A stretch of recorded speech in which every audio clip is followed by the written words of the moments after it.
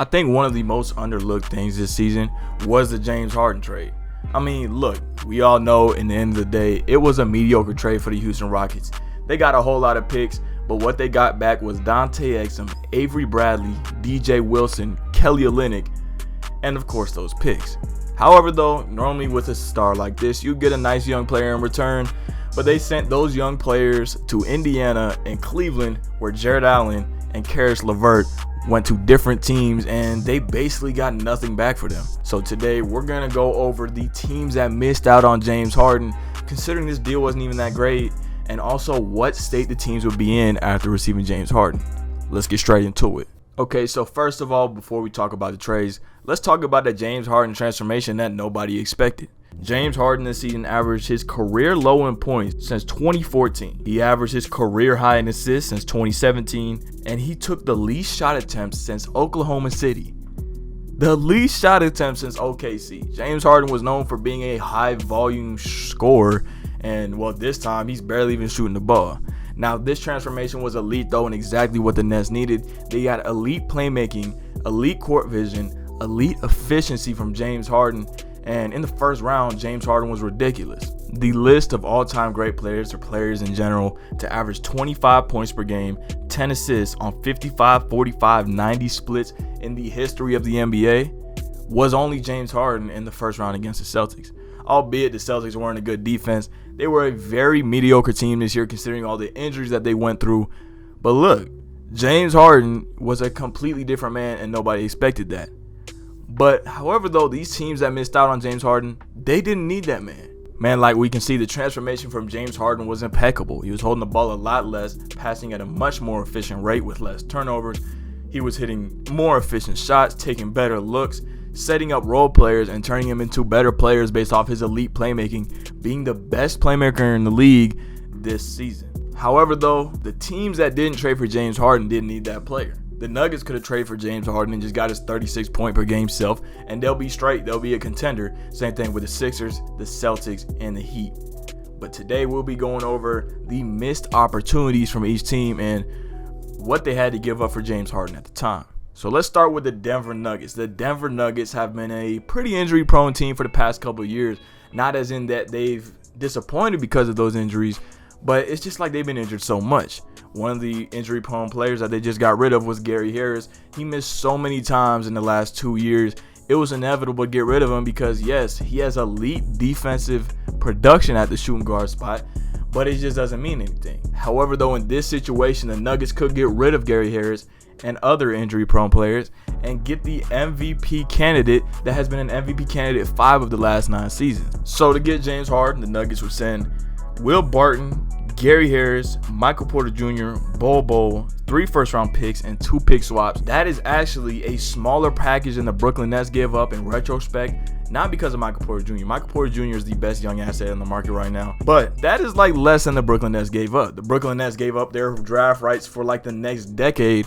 The Nuggets wouldn't be doing this, and adding James Harden will make him a legit title contender. Not only that, Jamal Murray with his ACL injury this year probably wouldn't happen because he'd have a lot less pressure on him to score and come back from those injuries, considering James Harden is like, what, a top 7 player in the league?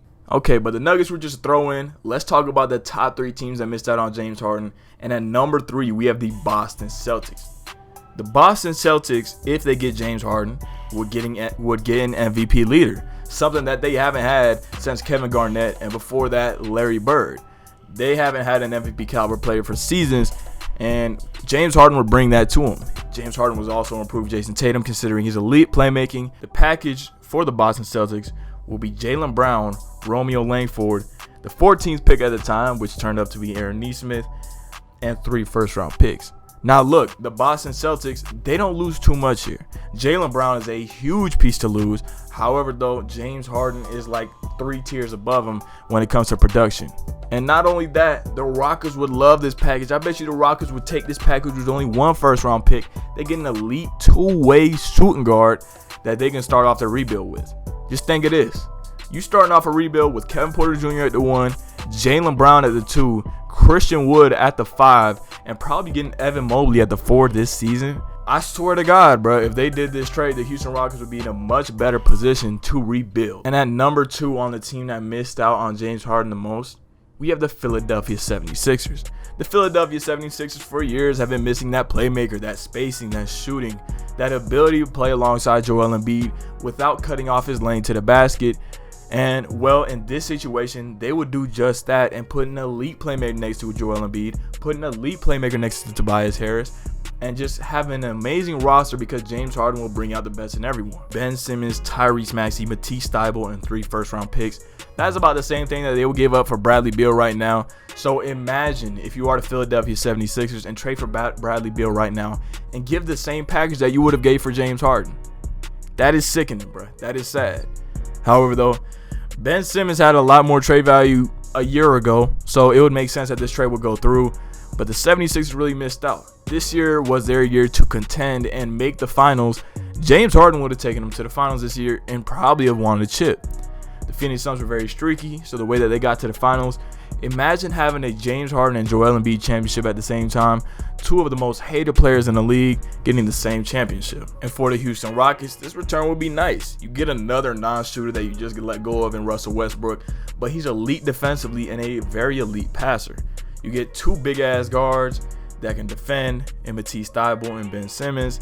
And Tyrese Maxey is a great young prospect, somebody who can be a backup point guard or a starting level point guard on a championship team in the future. And the number 1 team to miss out on James Harden this season was the Miami Heat. The Miami Heat got struck by injuries to another level this season, and Jimmy Butler was missing a lot of games despite being an MVP candidate. And shit, I'm going to say it right now. If Jimmy Butler played all the games, he would be a top 5 MVP candidate for the season. Tyler Hero, Duncan Robinson, the 20s pick, which turned into Precious Achiuwa. Then 3 first-round picks with salary filler like Andre Iguodala and Kelly Olynyk. Now look, this trade seems massive, but the Heat needed it.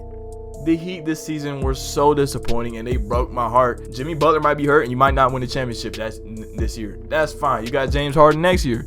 James Harden, Jimmy Butler, Bam Adebayo is a starting big 3 on a championship level team in the East. And super teams in the East work amazing. The Celtics won a championship in their first year with a super team in 2008. The Heat won 2 championships with a super team. And this would just bring it back to Miami. Let's get another super team so we can win another championship. Pat Riley loves his superstars, but he only likes it when they come easily. Pat Riley should have definitely traded for this man. And it pisses me off to this day. James Harden would have taken this Heat team to another level. And yeah. So yeah, y'all, that is the 3 teams that missed out the most. Plus the Nuggets, just because I wanted to add them in there. But thank you for watching the video. And make sure you leave a like.